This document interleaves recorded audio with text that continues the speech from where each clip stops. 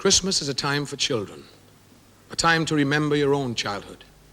Being Welsh, when I think back to those days, my remembrances are not so very different from those described by the great Welsh poet Dylan Thomas in his little book, A Child's Christmas in Wales.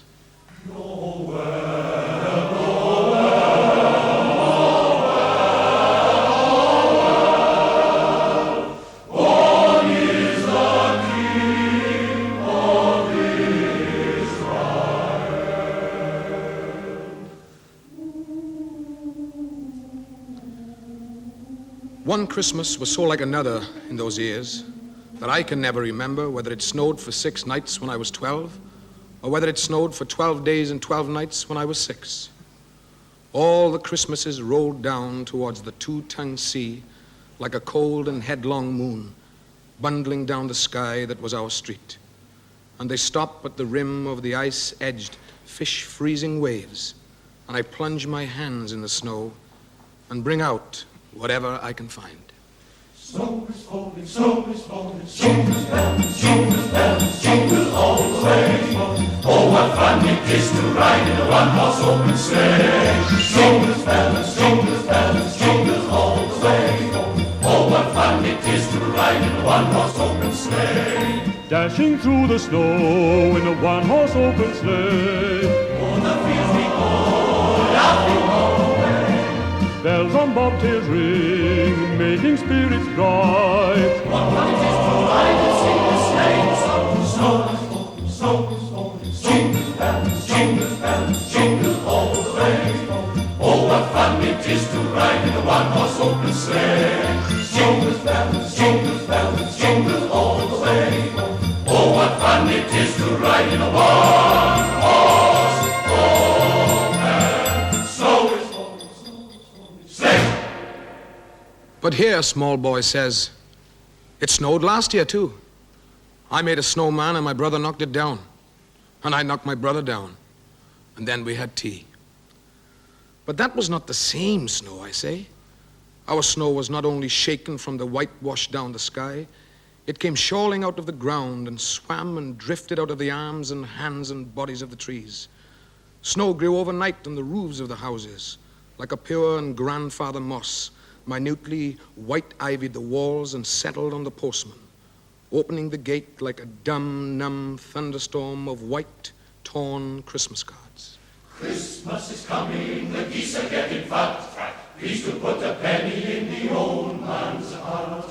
If you haven't got a penny, a halfpenny will do. If you haven't got a halfpenny, a farthing will do. If you haven't got a farthing, God bless you.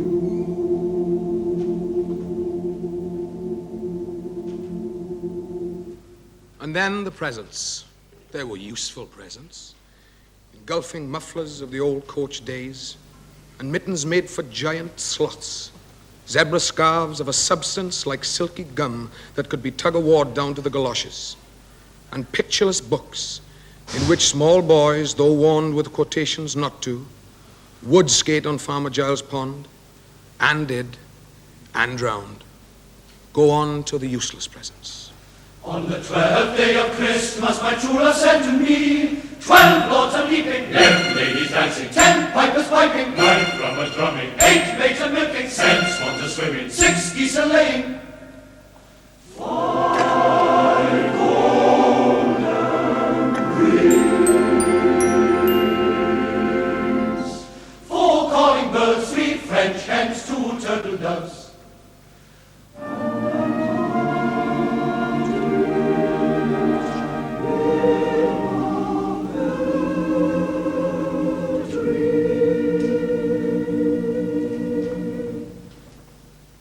Oh, the useless presents. Bags of moist and many-colored jelly babies, a folded flag, a false nose, and a tram conductor's cap, and a machine that punched tickets and rang a bell. Never a catapult. Once by mistake that no one could explain, a little hatchet, and a celluloid duck that made, when you pressed it, a most unduck-like sound, a mooing moo that an ambitious cat might make who wished to be a cow. A whistle to make the dogs bark, to wake up the old man next door, to make him beat on the walls with his stick, to shake our pictures off the wall, and a packet of cigarettes. You put one in your mouth, and you stood at the corner of the street, and you waited for hours in vain for an old lady to scold you for smoking a cigarette. And then, with a smirk, you ate it. O daiw farddoniaid, o dan o'r valeni, o daiw i beth yn greu.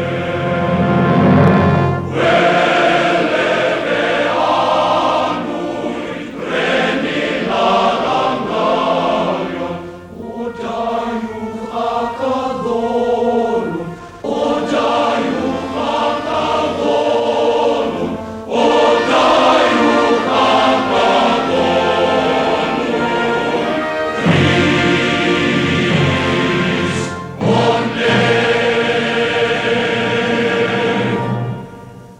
Mistletoe hung from the gas brackets in all the front parlors.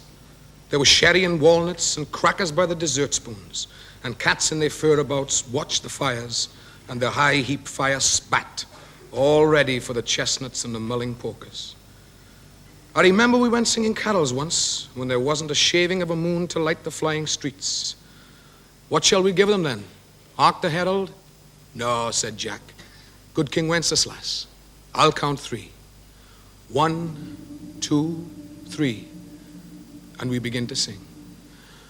Good King Wenceslas looked out on the feast of Stephen, when the snow lay round about, deep and crisp and even. Brightly shone the moon that night, though the frost was cruel. When a poor man came in sight, gathering winter fruit. Here the pageant stand by me, bring me pine logs hither. You and I will see him dine when we bear them thither. Page and monarch forth they went, onward both together, through the ruined wild lament and the bitter weather. Therefore, Christian men, be sure, wealth or rank possessing, he who now will bless the poor, shall yourselves find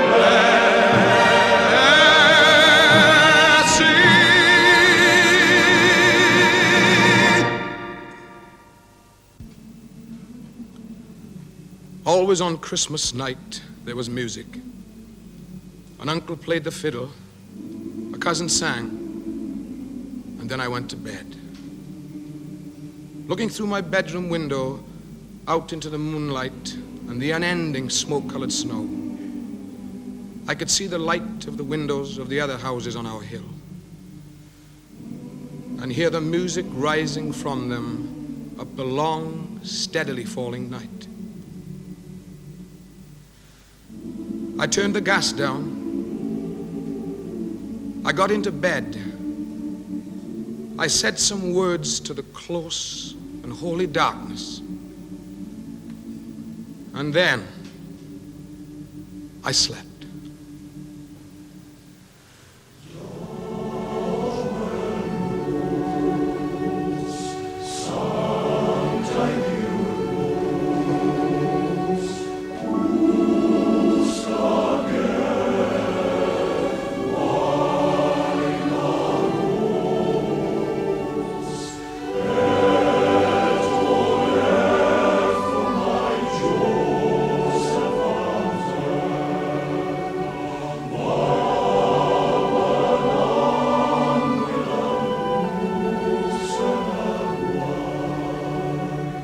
Sleep in heavenly